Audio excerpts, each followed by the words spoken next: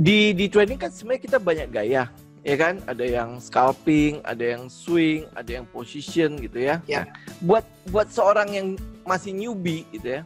Tadi kan Om bilang lebih baik ke swing kan, Ya. ya kan? Nah, untuk membedakan setiap posisi itu bagaimana?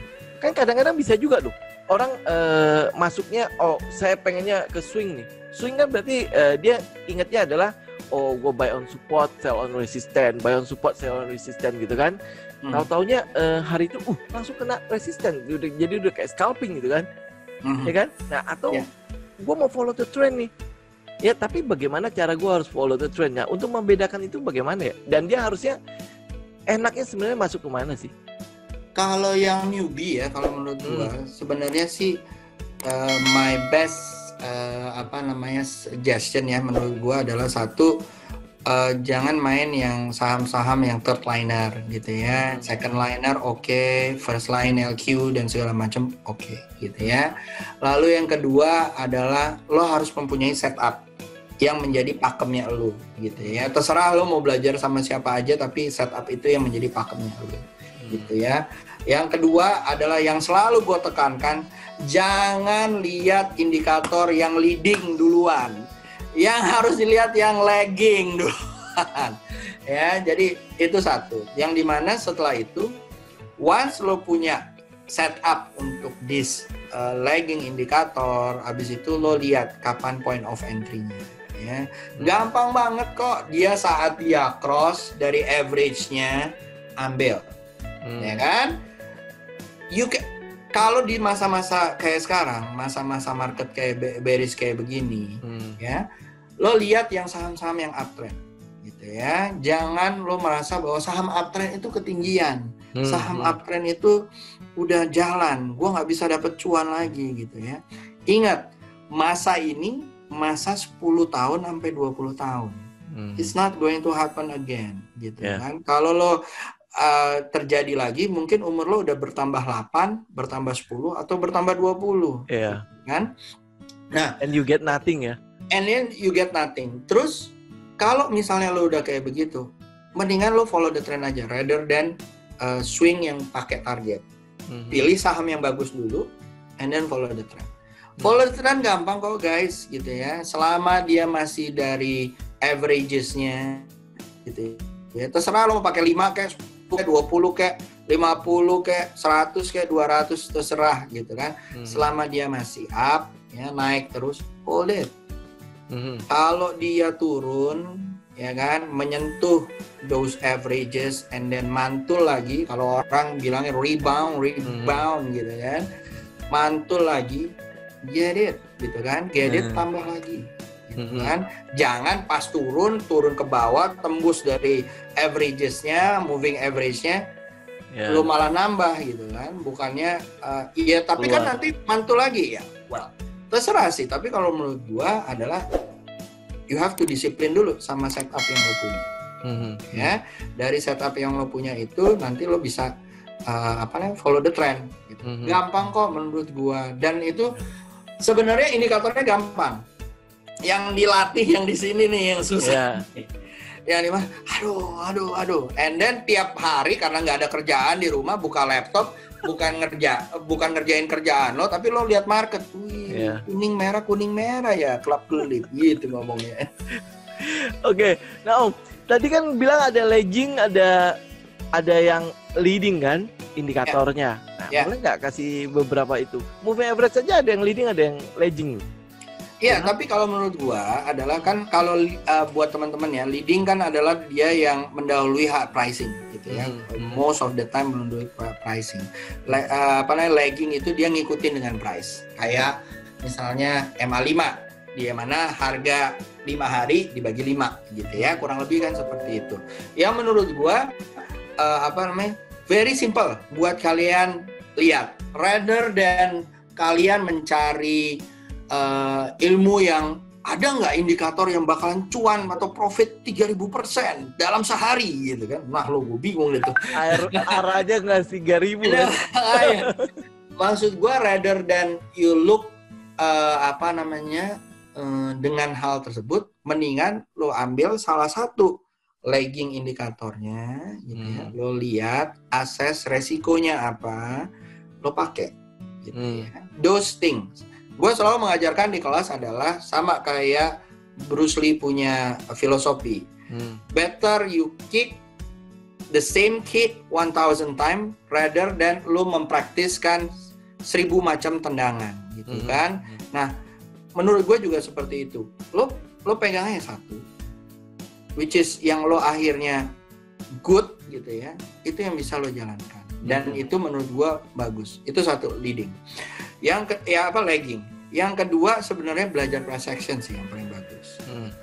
Jangan diapalin candle pattern-nya. Awas ya, kalau gue kenal sama orang gitu ya, karena Om, ini katanya twister bottom Om, nih gambarnya kayak gini, yingzak ya. Mau gue toyor ya. Bos, lo tahu nggak kenapa dia dibilang twister bottom? Actually the market adalah dia try to go lower, tapi dia nggak bisa lagi lower karena semuanya pengennya naik. At that time itu merasa bahwa dia udah taruh di situ, gitu kan? Nah, sama kayak kemarin piercing. What's happened with piercing gitu kan? Kenapa orang kayak gitu? Karena memang waktu di market itu lokalnya beli dan dia try to get back, try to rebound gitu, which is happening today gitu kan. Nah, dua itu aja menurut gua it's good gitu ya. Karena menurut gua kalau lo nggak bisa memakai yang leading seperti osilator, RSI, or stokastik dan segala macam, yes dia mendahului market. Tapi kalau lo dengan mindset lo yang belum mengerti membaca itu nanti salah.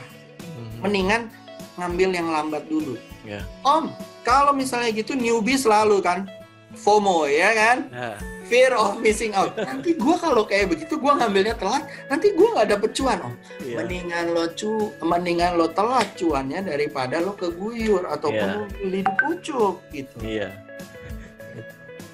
Ya itu sih bos. Jadi kalau menurut gue something yang menurut gue understanding the indikator, understanding the market dengan candle ataupun price action is very crucial. Dua ilmu itu aja menurut gua udah cukup mumpuni untuk lo mengarungi market.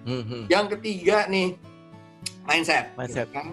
Nah dengan mindset itu menurut gua kalau lo nggak dengan setup yang bagus, setup nggak perlu yang canggih ya, yang sederhana asal lo disiplin gitu ya. Lalu dengan mindset, lalu dengan atur duitnya tadi yang gue bilang ya kan. Kalau dia mantul, lo cicil gitu kan. Jangan kebalik, dia terjerembab, lo cicil lagi kan, gitu kan. Kita nangkap pisau jatuh ya. Iya. Gue kepengen cuan mungkin dia bisa namanya Joko Tingkir kali. Tingkir gitu, jebret gitu bos. kan newbie kan, gue sebisa mungkin gue dapat bottom gitu loh, harga bottom price gitu kan. Kalau lu ke ASMK kemana ke Mangga 2, lu kasih gue harga paling murah lah gitu kan. Dia mencoba untuk mempraktekannya di trading gitu. Iya mungkin, iya itulah makanya kan harus di-adjust sih mindsetnya di market itu, terutama di saham ataupun di financial market tuh harus di-adjust gitu ya. Bukan sesuatu hal yang dimana you get the best price di harga tersebut, but actually how you go flow with the market yang dimana itu lebih menentukan untuk lo bisa dapat profit yang konsisten. Ya oke. Nah Om Yusa kan terkenal dengan tap readingnya nih. Boleh nggak kasih kenalan dikit nih tap reading itu apa? Om kan ada kelas juga kan? Iya. So jadi tap reading yang seperti yang gue bilang tadi kayak ke Om Liao gitu kan. Tap reading itu adalah ilmu yang sudah lama ya. Sebelum charting terbuat, dia itu biasanya ada ticker tape dulu di US gitu ya. Dia melihat price sama volume yang ada di situ gitu ya. Nah, tape reading itu melihat kurang lebih hal yang sama gitu ya, tapi diimplementasikan di beberapa platform gitu ya. Sekarang platform-platformnya bisa kita lihat, mungkin yang paling terkenal orang bisa bilang bahwa tape reading itu baca order book ya Om gitu ya. But actually it's not only like that gitu ya. Karena sebenarnya tape reading yang awal atau membaca tape-nya atau ticker tape-nya itu adalah sebenarnya dia membaca done summary. Yang akhirnya done summary itu adalah transaksi yang done tuh bos ya. Transaksi yang done itu yang kalau misalnya berapa sering sih dia terjadi transaksi tersebut, beli di 100 berapa sering gitu kan, dan kapan dia melakukannya, is it di pembukaan, di saat market lagi jam 10-12 di tengah-tengah ataupun di saat market mau tutup gitu ya, dan how big the volume gitu ya. Nah, itu kalau di done summary. Sedangkan kalau di order book kita bisa melihat keinginan seorang bandar retail untuk membeli di harga berapa sih, ya.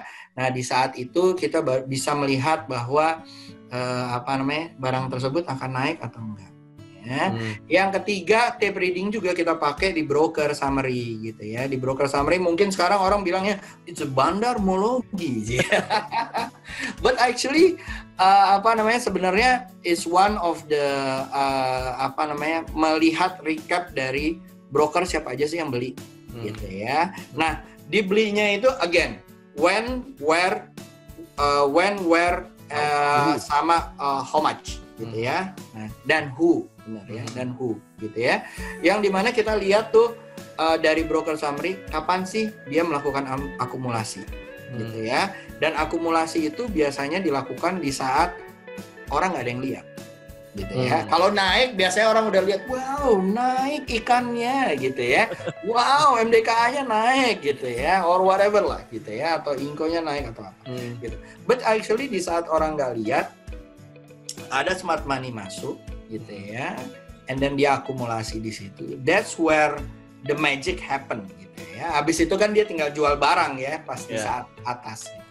Dan ilmu itu menurut gua di sana udah nggak pernah dipakai karena market sekarang udah liquid gitu ya. Di sana mungkin bisa dilihat dari order booknya aja. Gitu ya. Tapi di sini marketnya adalah market yang masih maturity-nya masih young lah gitu ya, marketnya masih young.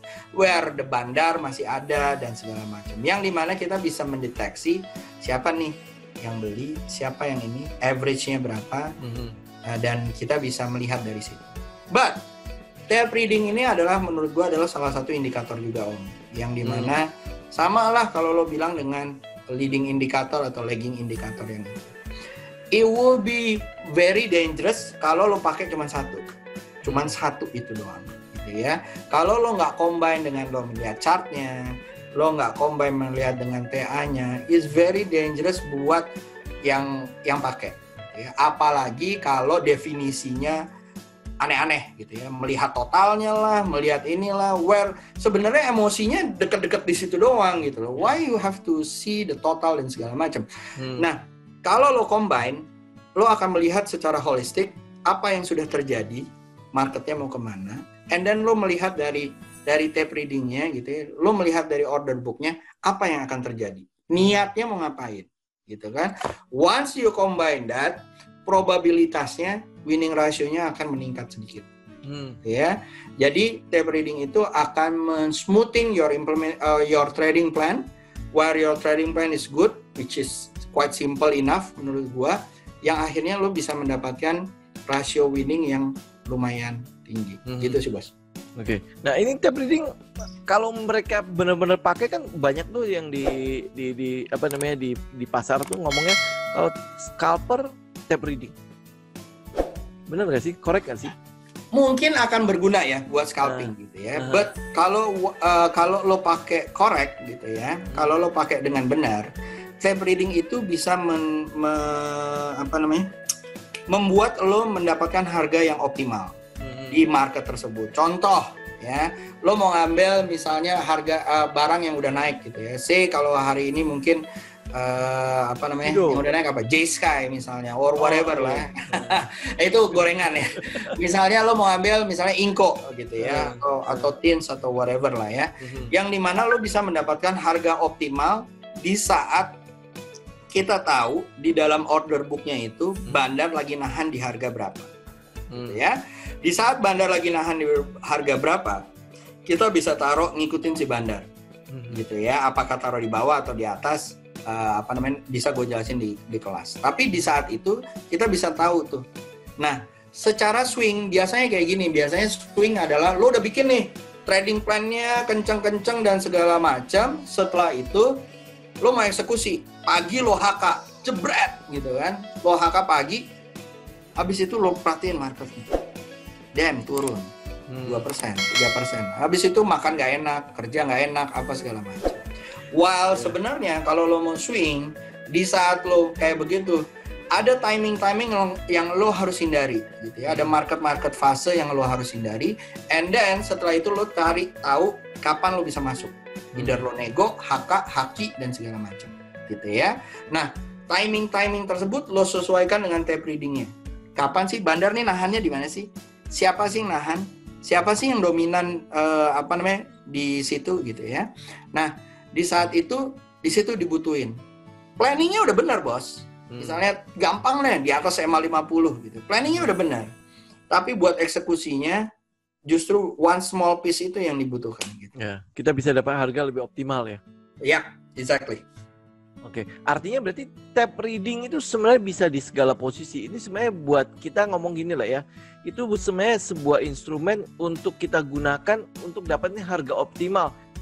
Kalau misalnya contoh lah ya, kita trading plan di swing tuh misalnya maunya ambil di 100 gitu kan. Tapi ternyata kita bisa dapat harga optimal di 90, kenapa enggak? Iya. Gitu ya? Iya, jadi kalau definisi harga optimal adalah kalau misalnya kita ada dua candle membuat higher high, higher low. Gua berharap adalah candle yang di bawah, di lower shadow-nya adalah harga yang paling optimal. Ya. Lalu yang kedua, harga optimal itu adalah di saat harga atau candle itu sudah mau terbentuk.